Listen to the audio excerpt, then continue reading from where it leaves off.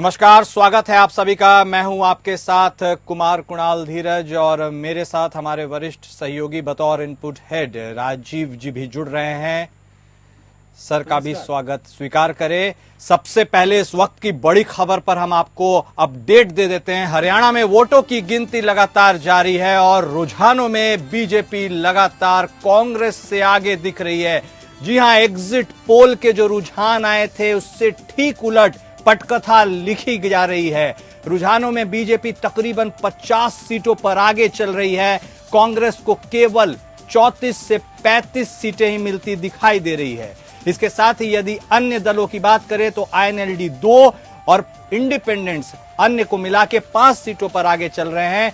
रुझानों के बीच जेपी नड्डा, जी हां, जेपी नड्डा का एक अहम रणनीति के तहत उन्होंने बीजेपी महासचिवों की एक बैठक बुलाई है। हरियाणा चुनाव रुझान पर कांग्रेस ने भी सवाल उठाए। इस वक्त की बड़ी खबर हम आपको बता रहे हैं, जहां रुझानों के बीच जेपी नड्डा ने बीजेपी महासचिवों की एक अहम बैठक बुलाई है और जिस तरह से ये तमाम घटनाक्रम एक के बाद एक अनफोल्ड हो रहे हैं, ऐसे में संभवतः बीजेपी हरियाणा में सरकार बनाती हुई बहुत कंफर्टेबली नजर आ रही है।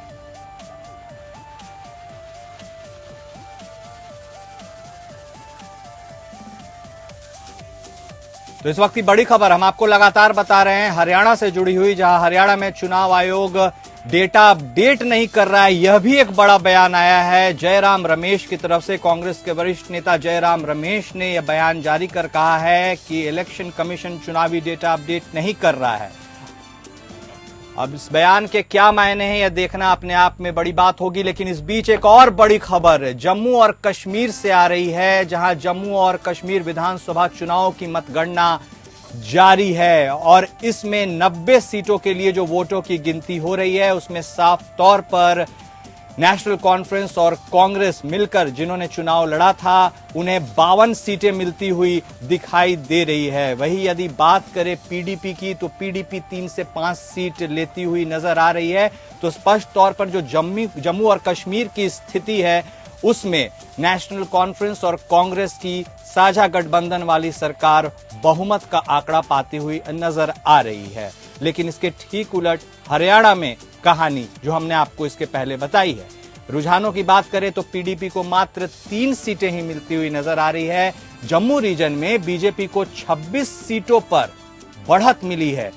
जम्मू संभाग जो बीजेपी का कोर इलाका है, वहां पर बीजेपी के वोटरों ने बीजेपी को बिल्कुल निराश नहीं किया है और बहुत बड़ी संख्या में सीटें जिताते हुए नजर आ रहे हैं। कश्मीर वैली जो बीजेपी जहां पर पिछड़ती है वहां पर वैसे उत्साहजनक नतीजे बीजेपी के लिए नहीं है और संभवतः यही कारण है जिससे टोटल टैली 52 पर आ रही है।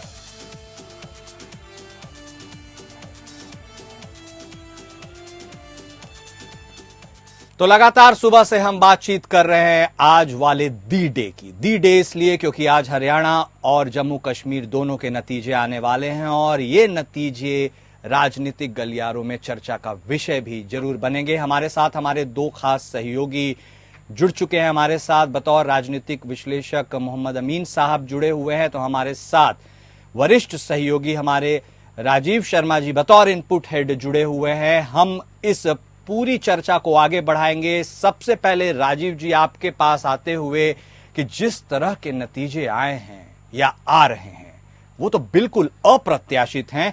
यदि एग्जिट पोल्स की विश्वसनीयता की बात करें तो हालांकि हमने पिछले कुछ चुनावों में देखा है कि एग्जिट पोल्स की विश्वसनीयता पर लगातार सवालिया चिन्ह उठते आ रहे हैं। ऐसे में तीसरी बार हरियाणा में बीजेपी की सरकार, वो भी पूर्ण बहुमत के साथ, और जम्मू कश्मीर के लिए भी एक छोटा सा टेक्स है। देखिए, ऐसा है कि इसमें जो मुद्दा था पहलवान का, किसान का, वो बिल्कुल नहीं चला और इसका फायदा बीजेपी को मिला है और बीजेपी इसमें अच्छा परफॉर्मेंस करती हुई दिखाई दे रही है। और जहां तक आपने सवाल उठाया एग्जिट पोल का या ओपिनियन पोल का, तो उसमें देखिए ऐसा ये क्यूरियोसिटी का मसला है और ये कभी भी इस पर रोक नहीं लग सकती है और लोग हमेशा इसको सुनना चाहेंगे, चाहे वो वोटर्स हों चाहे वो सियासी दल हों, वो सब लोग अपना अपना इसको उनका स्टेक्स होते हैं, वो अपना सुनना चाहेंगे, इस पर कोई रोक नहीं लगा सकते। सवाल आता है जम्मू कश्मीर का। जम्मू कश्मीर में इस समय डिमार्केशन हुआ है और उसके बाद में जम्मू की कुछ सीटें बढ़ी हैं और उसके बावजूद वहाँ पर बीजेपी को 26 सीटें आ रही हैं। इसमें मेरा थोड़ा सा अलग मत है।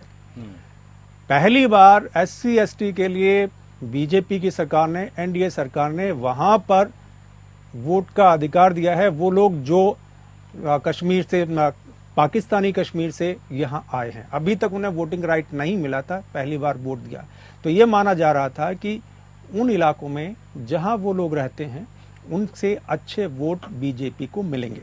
अब मैं आपको बताता हूं कि अखनूर से लेकर के हम सुरनकोट तक की बात कर लें तो इन सब में केवल बीजेपी को 7 जगह, ये SC ST की वो सीटें हैं जहां ये माना जा रहा था कि बीजेपी या बीजेपी समर्थित जो निर्दलीय उम्मीदवार हैं वो अच्छा प्रदर्शन करेंगे। लेकिन मात्र 7 सीटों पर बीजेपी वहां जीतती हुई नजर आ रही है या बीजेपी को बढ़त मिल रही है।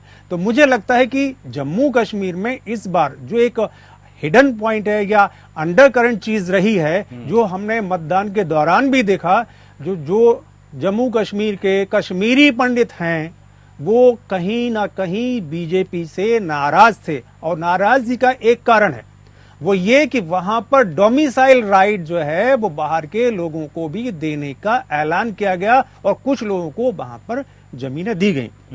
कोई इस बात को माने या ना माने, आज भी अगर आप जम्मू कश्मीर के कश्मीरी विस्थापितों से, पंडितों से बात कीजिए तो उनके मन में ये रहता है कि बाहरी लोगों को यहाँ ला करके क्यों बसाया जा रहा है या क्यों बसाने की कोशिश की जा रही है। तो एक ये मेरे दृष्टिकोण से एक ये कारण रहा होगा जिससे बीजेपी को 26 नहीं, मेरे ख्याल से अगर सब कुछ ठीक रहता और विस्थापित ब्राह्मणों, विस्थापित पंडितों की भी वोट मिलते तो ये टैली मेरे ख्याल से 32 या 34 होनी चाहिए थी या उससे ज्यादा होती। खैर एनीवे, जो भी है मतदाताओं का जो होता है वो सर आंखों पर होता है, तो ये थोड़ा सा रहा। हाँ, फिर भी देखा जाए तो बीजेपी ने नो डाउट एक NDA गवर्नमेंट ने या मोदी गवर्नमेंट ने या जो है वहां पर है, जो भी शासन है, उसने ये तो दिखा दिया कि प्रजातंत्र की जीत हुई है। जिस जम्मू कश्मीर में लोग चुनाव लड़ने नहीं आते थे, जहां टिकट देने या बांटने के लिए सियासी दल निहोरे करते थे लोगों के, इस बार वहां हर सीट पर बम्पर प्रत्याशी उतरे, बम्पर वोटिंग हुई। तो जीत और हार किसी की हो, NDA की हार हो, बीजेपी की हार हो या किसी की भी जीत हो, यह सबसे बड़ी जीत लोकतंत्र की जीत हुई है। जम्मू कश्मीर में लोकतंत्र की जीत हुई है और इसका सीधा तमाचा जो है वो पाकिस्तान के चेहरे पर लग चुका बिल्कुल बिल्कुल। तो लोकतंत्र में विश्वास बना रहना चाहिए और लोकतंत्र की यही खूबसूरती है। और आपने जम्मू कश्मीर की चर्चा की है सर, और हरियाणा में भी जो एक फेज में वोटिंग हुई है, तकरीबन 68% वोटिंग हुई है। एंटी इनकम्बेंसी की बात हम कर रहे थे, लेकिन इतनी बड़ी संख्या में लोगों ने निकल कर वोट डाला है। डॉक्टर अमीन साहब, आपसे जानना चाहेंगे कि जो रिजर्वेशन आरक्षण का एजेंडा लेकर कांग्रेस बिल्कुल रिगरसली आगे बढ़ रही थी और उसे अपना ट्रम्प कार्ड मान रही थी, हरियाणा की यदि बात करें तो 2011 सेंसस को ही यदि हम कंसिडर करते हैं तो तकरीबन 20 से 22% वहां पर दलित आबादी है। यदि सीट वाइज बात करें तो 17 ऐसी विधानसभा सीटें हैं 90 में जो काफी निर्णायक है, जहां दलित आरक्षित सीटें हैं। 30 कुछ ऐसी सीटें हैं जहां पर वो एक फैक्टर प्ले करते हैं। ऐसे में ऐसा क्या हो गया जो अचानक पता नहीं चला? मैं तो बतौर राजनीतिक विश्लेषकों से बहुत बार बात किया, उन्होंने भी कहा कि ग्राउंड पर कांग्रेस काफी स्ट्रांग नजर आ रही है, लेकिन जो नतीजे आ रहे हैं वो तो बेहद चौंकाने वाले हैं। इसका मतलब कि बीजेपी तीसरी बार हैट्रिक करने जा रही है। नहीं, देखिए इसका सीधा सा सवाल है, देखिए कि वहाँ परिसीमन की बात हुई कश्मीर में, तो कश्मीर में भी रिजर्वेशन की जो आप बात उठा रहे हैं, तो कश्मीर में भी जो किया वो 10 साल से कश्मीर में वो परिसीमन नहीं किया गया था, यानी डिलिमिटेशन का कोई इम्प्लीमेंटेशन नहीं हुआ, सरकार ने कोई सपोर्ट नहीं किया। जब ये सरकार आई, इस सरकार ने वहाँ पर किया, देखिए अभी 7 सीटें वहाँ पर बनी हैं, उसमें SC ST शेड्यूल कास्ट और शेड्यूल ट्राइब की भी सीटें लगी, जिसकी भी वोट को उसको मिला है, उसमें ऐसा कहा जा रहा है। अब ये तो नतीजे आने के बाद ही बताया जाएगा। लेकिन जहाँ तक सवाल ये है, एक और चीज़ और आपने बताई कि वहाँ पर जो हरियाणा की बात की, हरियाणा में जो जिस तरह से किया गया कि एक किताब दिखाई गई और ये कहा गया कि रिजर्वेशन ख़त्म हो जाएगा, तो ऐसा वहाँ के जो दिल्ली से लगा हुआ स्टेट है, बहुत ही एडवांस है, वहाँ पे ऐसा नहीं है। वहाँ के लोग समझदार हैं, उन्होंने देखा कि देखिए कहने में और करने में बड़ा अंतर होता है। अगर ये इनको नहीं रिजर्वेशन लागू करना होता या ख़त्म करना होता तो इन्होंने कश्मीर में क्यों किया? कश्मीर से कंपेयर हो गया वो, क्योंकि कश्मीर में ऑलरेडी चुनाव चल रहे हैं, तो चुनाव एक साथ हुए, तो उसका नतीजा उनको मिला और उसका फ़ायदा भी बीजेपी को मिला इस बात का कि ये इस बात से अपने आप में कट गई बात कि देखिए कश्मीर में तो किया गया रिजर्वेशन का, शेड्यूल्ड ट्राइब शेड्यूल्ड बात हो रही है, चरवाहों तक की बात हो रही है जिनको कभी वोट देने की परमिशन भी नहीं थी, उनमें से एक मेंबर ऑफ पार्लियामेंट उन्होंने नॉमिनेट किया है बीजेपी ने, चरवाहे ट्राइब से ही एक मेंबर पार्लियामेंट है लोकसभा राज्यसभा में। तो ये सब चीज़ें जो है दर्शाती हैं, एक कहने से काम नहीं चलता, वो एक्चुअली बीजेपी लगता है मुझे कि जो अपनी बात कहती है उसमें करने का भी दम रखती है, प्रैक्टिकली वो इम्प्लीमेंट हो रहा है। और ये लोग जो कह रहे हैं ये सत्ता में तो है नहीं, तो सत्ता में न रहने की वजह से इनका कहना ही कहना है, सिर्फ वर्बल है, प्रैक्टिकल तौर पर कुछ नहीं दे पा रहे हैं। तो आपको लगता है अमीन साहब, सॉरी आपको मैं टोक रहा हूँ, आपको लगता है काट की हांडी बार बार नहीं चढ़ती है? जो लोकसभा से ही जो तुक्का लगाना शुरू किया गया था कि रिजर्वेशन खत्म कर दिया जाएगा, इसको ही कंटिन्यू किया गया विधानसभा चुनावों में भी, यदि हरियाणा की भी बात करें तो आपको लगता है कि लोगों ने इसे सिरे से नकार दिया या वाकई इसमें कुछ तथ्यात्मक बातें हैं? नहीं, आपकी बात सही है, लेकिन आप ये भी सोचिए ना कि नाव कागज की कभी चलती नहीं। इन बातों में कोई फायदा है नहीं कि उसी मुद्दे को बार बार आप रिपीट करें। ठीक है, एक बार पार्लियामेंट में चल गया, क्योंकि उस वक्त बात ये हो रही थी कि पार्लियामेंट में अगर सीटें ज्यादा आ जाएंगी तो देश का संविधान बदल देंगे। ये बात तो लोगों को समझ में आती है। हाँ। लेकिन स्टेट में कहाँ संविधान बदल देंगे या स्टेट में क्या उस पर अगेंस्ट जाएगा मामला, ये चीज उल्टा इनके ऊपर पड़ा है, जिसकी वजह से इनको वोट नहीं मिले। और एक चीज और जो स्टार्टिंग में कह रहे थे बात कि ये जो एडवांस में हमारी जो वोटिंग मशीनें बंद होने के बाद, वोट पड़ने के बाद एक प्रचार शुरू हो जाता है कि ये पार्टी आगे आ जाएगी, वो पार्टी आ जाएगी, अपने अपने विश्लेषण देने लगते हैं, उसको मैं सिरे से नकारता हूँ। चुनाव आयोग इसकी कोई रिकॉग्निशन नहीं देता है। मैं समझता हूँ कि लोगों को अच्छा लगता होगा, जो हार रहे हैं या जीत रहे हैं पार्टी वालों को होगा, अदरवाइज वोटर को भी ये अच्छा नहीं लगता कि सर्वे कैसे आ रहे हैं, हमने वोट किसको दिया, रिजल्ट क्या आ रहा है। अब तो बिल्कुल वो एंटरटेनमेंट पॉइंट ऑफ व्यू से ही देखा जाने लगेगा। एक बात मैं अपनी हाँ राजीव जी, देखिए ऐसा है, जहां तक हम जम्मू कश्मीर की बात करते हैं वहां पर नेशनल कॉन्फ्रेंस ने बहुत अच्छा किया है, बहुत अच्छा परफॉर्मेंस रहा है। इवन जो रिजर्व सीट्स हैं उन पर भी हम इनके नेशनल कॉन्फ्रेंस के उम्मीदवार जीत करके आए हैं। एक दो जगह इंडिपेंडेंट में हो सकता है कि वो बीजेपी समर्थित हो, लेकिन नेशनल कॉन्फ्रेंस के मेंढर से जो जावेद राणा है वो जीतते हुए दिखाई दे रहे हैं। इसी तरीके से आपके नेशनल कॉन्फ्रेंस के कोकरनाग से नेशनल कॉन्फ्रेंस के, ये मैं आपको जो रिजर्व सीट्स हैं मैं उनकी बात कर रहा हूं, आप नॉन रिजर्व की छोड़ दीजिए। रिजर्व सीट्स में अगर नेशनल कॉन्फ्रेंस अच्छा कर रही है, इसका मतलब यह है कि बीजेपी रिजर्व सीट्स पर अपनी पहुंच नहीं बना पाई है या रिजर्व सीट्स के मतदाताओं को अपनी बातें नहीं समझा पाई है। चलिए, तो वहां विश्वास पैदा नहीं हुआ बीजेपी के भीतर। हाँ, तो एक तरह से विरोधाभास समझ में आ रहा है हरियाणा और बनाम जेएनके की बात करें। हमारे साथ कुशाग्र सक्सेना साहब भी जुड़ गए हैं बतौर प्रवक्ता कांग्रेस पार्टी की तरफ से। कुशाग्र सक्सेना साहब, आपका भी स्वागत है। कहाँ आज हम बात कर रहे थे कुछ दिनों पहले तमाम आपके प्रवक्ताओं से कि हरियाणा में तो इस बार कांग्रेस क्लीन स्वीप करेगी, बहुत आप लोगों ने भी कॉन्फिडेंस रखा, लेकिन ये जो परिणाम आए हैं, क्या आप इसकी अपेक्षा कर रहे थे या it is still hard to digest?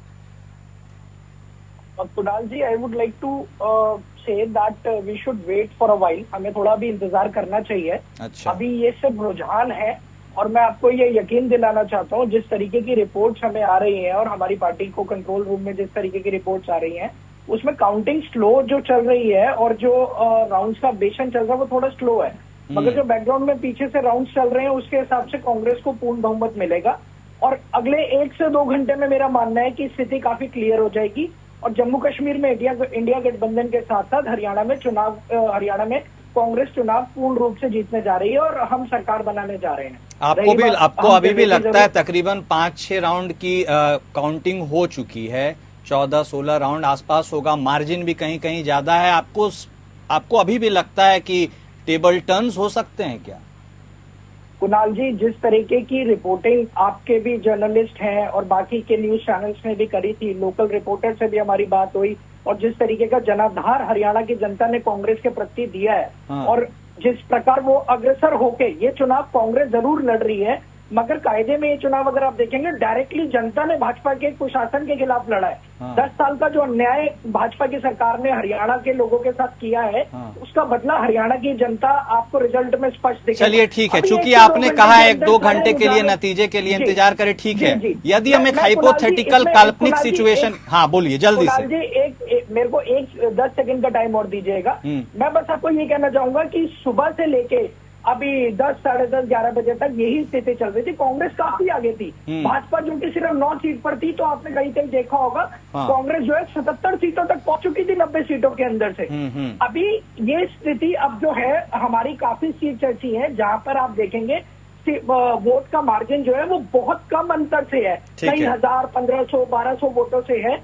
और हमारे जो कैंडिडेट हैं जैसे जैसे राउंड्स बढ़ रहे हैं, हमारी सीट की टैली भी आगे जाके आप देखेंगे वो बढ़ती चली जाएगी और कांग्रेस पूर्ण रूप से सरकार बनाती हुई। Okay, point taken. Election commission के जो रुझान आंकड़े अभी आ रहे हैं, यदि उसको हम बेस माने, आपके नजरिए से एक काल्पनिक बेस भी माने, हाइपोथेटिकली अगर बीजेपी वहां पर सरकार बनाने में कामयाब रहती है तो कांग्रेस की वो 1 से 3 क्या गलतियां होंगी? क्या आपको लगता है कि कांग्रेस के जो आपके हरियाणा के 3 शीर्ष नेता हैं, कुमारी शैलजा, भूपेंद्र सिंह हुड्डा, रणदीप सुरजेवाला, क्या इनकी अंतरकलह की वजह से कांग्रेस का यह हाल हुआ, या वाकई आपको जनता के मन की पता ही नहीं चल पाई?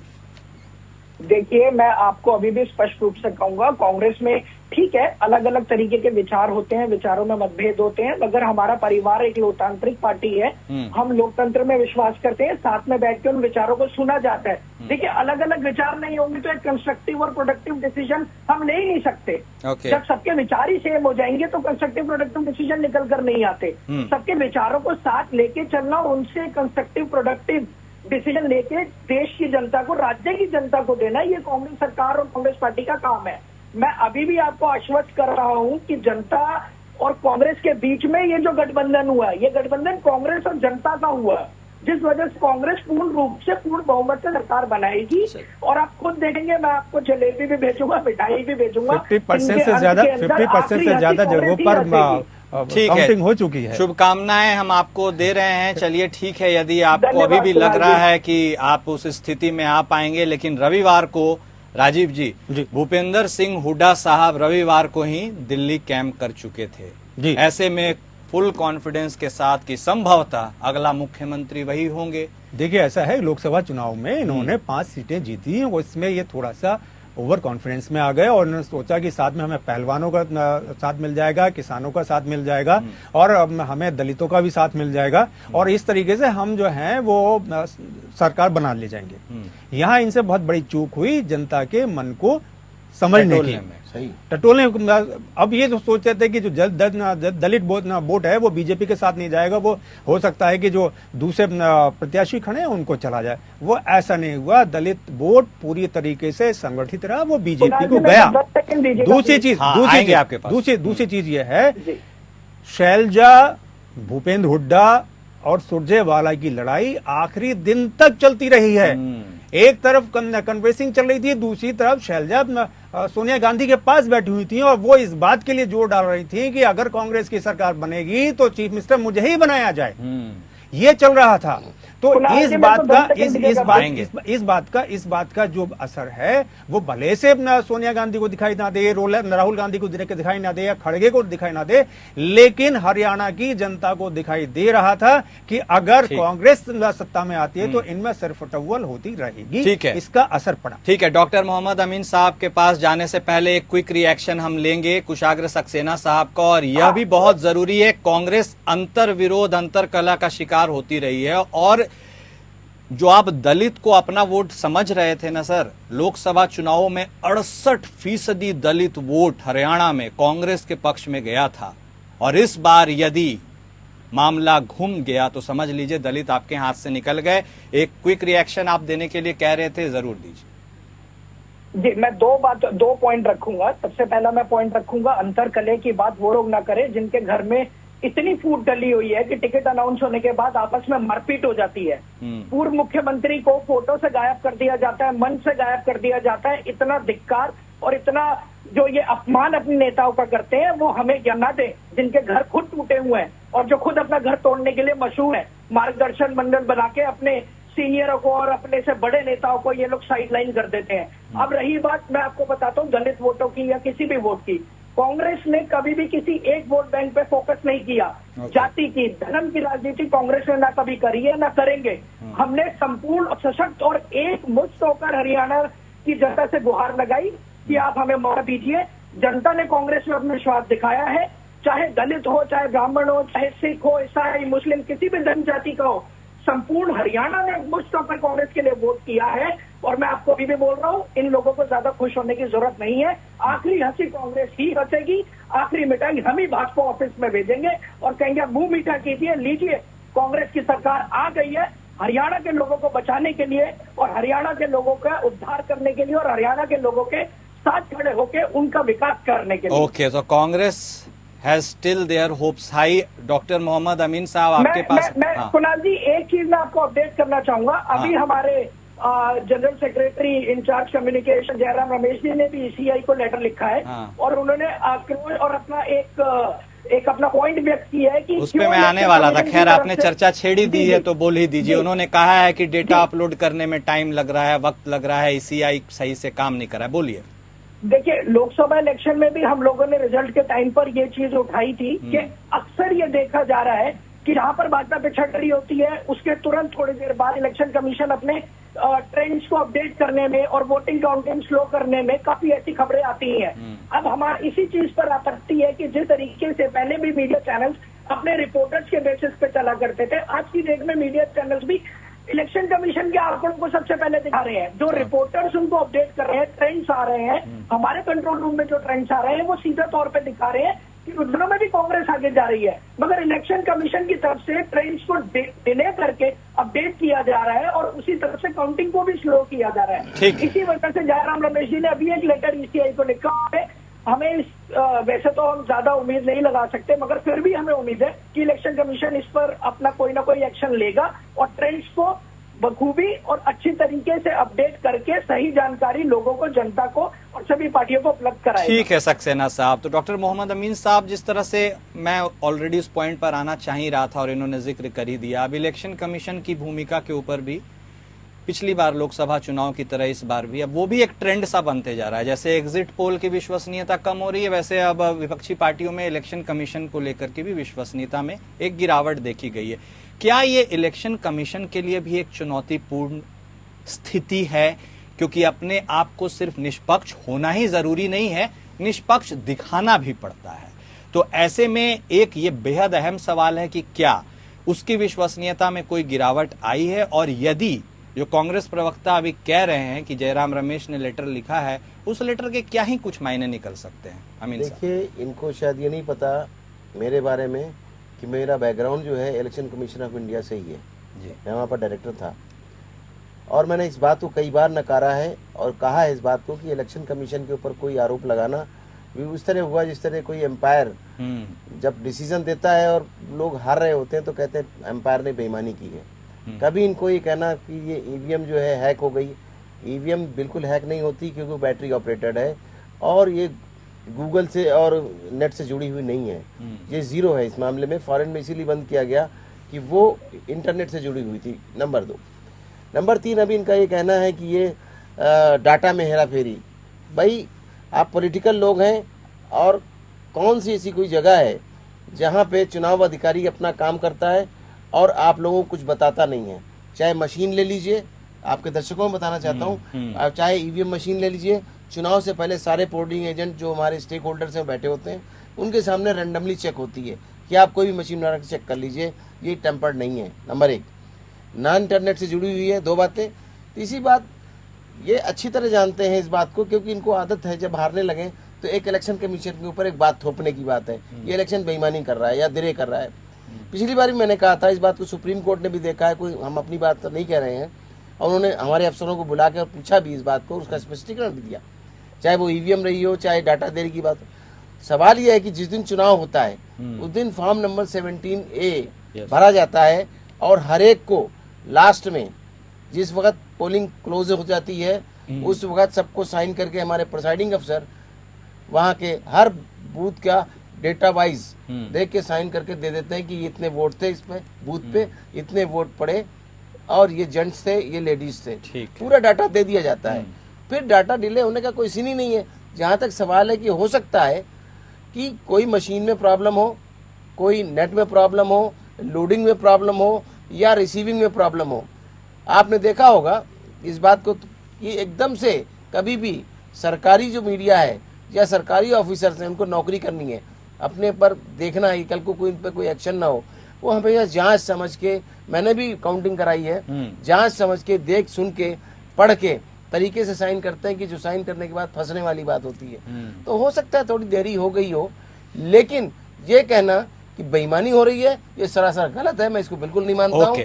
अपनी नॉलेज को आप सुधार लीजिए। ओके अमीन साहब, बहुत शुक्रिया आपका। आपके पास फिर से आएंगे, रुकिए कुशाग्र साहब, इसके पहले राजीव, हम आएंगे आपके पास, राजीव जी के पास भी चलते हैं। चूंकि एक लड़ी निकली है तो हम इसको पूरा तरीके से टटोलने की कोशिश करेंगे। राजीव जी, हमने जब से आजाद हमारा देश हुआ, हमने कई लोकतांत्रिक इस ढांचे के अंदर कई चुनाव देखे, लोकसभा के, विधानसभा के, लेकिन ये पिछले 10-15 सालों में ये जो ईवीएम और इलेक्शन कमीशन के खिलाफ जो एक नारा बुलंद हुआ है, जो उसकी विश्वसनीयता के ऊपर सवाल है, ये एक चिंता का सबब हो सकता है। ऐसे में क्या ये वाकई चैलेंज है या फिर इससे कैसे निपटा जाए, इसके बारे में हम आपसे टेक लेंगे, फिर कुशाग्र सक्सेना के पास जाएंगे उनके रिएक्शन के लिए। लेकिन फिलहाल रुकेंगे एक छोटे से ब्रेक के लिए, कहीं मत जाइए। एक वाइटल इशू पे हम बात कर रहे हैं, तुरंत लौटते हैं।